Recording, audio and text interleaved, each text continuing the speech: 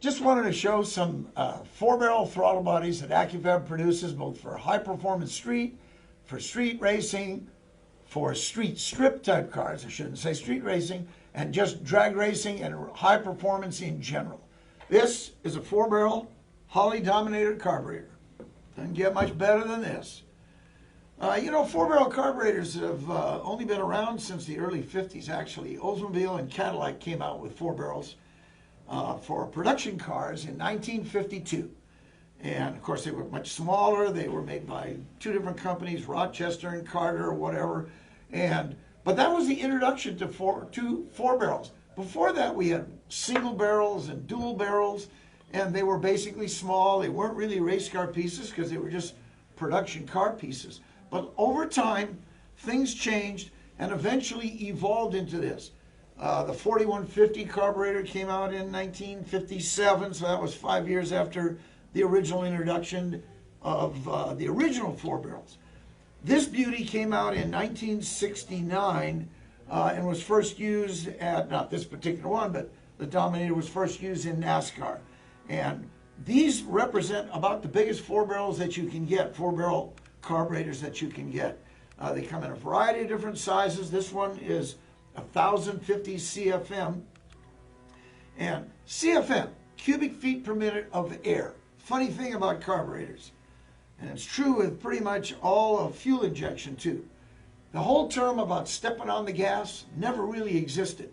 What you do when you push down on the gas pedal should be called an air pedal, because all you're doing is letting more air in. And with a carburetor, as the air comes in and more air comes in, it sucks more gasoline in. That's how it gets mixed. Fuel is not gasoline, it's gasoline and air. And the interesting thing about that is the ratio between gasoline and air. Air is about 14 to 15 parts for every 1 part of gasoline. So predominantly what you got going into the motor is air. How do you like that? I'm going to show you a few things about Accufab four-barrel throttle bodies using some reference on this. I love this piece here. It's big. These things can flow, customize. You can get these probably close to 2,000 CFM. That's just incredibly huge. They are efficient. It's amazing how efficient a carburetor is. It's not as efficient as fuel injection, and we'll talk about that in a minute. So let me talk to you about some Accufab stuff. We started making throttle bodies with this 4150. Smaller than this by a lot. In fact, this thing weighs 13 pounds. This thing weighs 3 pounds. This flows 1,050 CFM. This flows 1,215. This flows more air than this. How do you believe it? Unbelievable, right? Now, the big difference, of course, is it has nothing to do with any gasoline. This is busy flowing gasoline, too. This is just an air valve. That's what these are. The bolt pattern is not the same as the bolt pattern on this. They're not interchangeable. In fact, I was going to show you some gaskets. Hang on one second. I'm back. This is a gasket for a 4150 like this. You can see this is the hole that goes into the intake manifold. This is a gasket for this. See how much bigger the hole is? I'll put it right here so you can see them two together. Both patterns are not identical, but you can see the difference. There's so much more air that's available going into a 4500 intake manifold than a 4150. And yet, this little beauty flows more air than this. Okay. Next, we came up with a 4500 one. This is our 4500. You can see the ring on the top, the air cleaner ring, same as it is on here. This is the same as it is on a 4150 carburetor. This is the same as it is on a 4500 carburetor. This flows over 2,000 CFM. The main reason that we have this is because it'll bolt onto the same intake manifold and allows more air in. The blades are bigger, so it flows more, 2,100 and some odd CFM. Next up, we came up with this. This is our latest offering.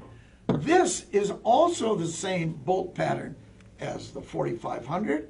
It has the same ring on the top. It weighs 4 pounds compared to 13 pounds.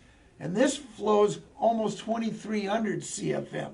This is perfect for a hot small block Even a big block, 2300 it's more than two of these. Think about that for a while, and you get it all in one. And all of our 4-barrels, by the way, do have progressive linkage, so they're all basically streetable. You don't think this is big enough? We have a 6500. This also has the same bolt pattern as this and this and this. They all bolt on the same manifold. This has 2.5-inch throttle bores. This has 2 1/4. This flows over 2,600 CFM, a lot more. We have a lot of customers running 2 of these on race cars, but you can run these on the street. They have progressive linkage to where only the front part works. Finally, pistol resistance, our 8500. Now let me show you something there. On the 8500, this is a 4500 gasket. This is the gasket for an 8500. Look how much bigger that is. This has 2 3/4-inch blades. This won't bolt on directly to a 4500 intake, but it's real close, and it's really designed more for sheet metal type intakes. Billy Clinton runs 2 of these on his. This will flow 3,600 CFM, something like that. It's just huge. If you put 2 of these on, you've got over 7,000 CFM. That's what an engine needs.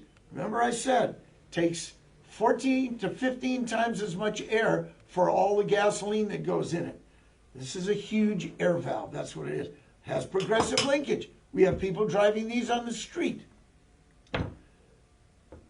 That replaces this. The main reason that this is less efficient than all of this EFI stuff is that the fuel goes directly into the runners. This fuel goes into the intake at the front, and then we have to hope that the dispersion to all 8 cylinders is equal. It rarely is, just the way life is. But with fuel injection, it's exactly that way. Now, you know they had fuel injection in 1948. Stuart Hilborn, a hot rodder, devised a fuel injection system that became the Hilborn fuel injection. It was not electronic, it was mechanical, but even that had better distribution than a carburetor. So it's just called progress. That's about all I can tell you.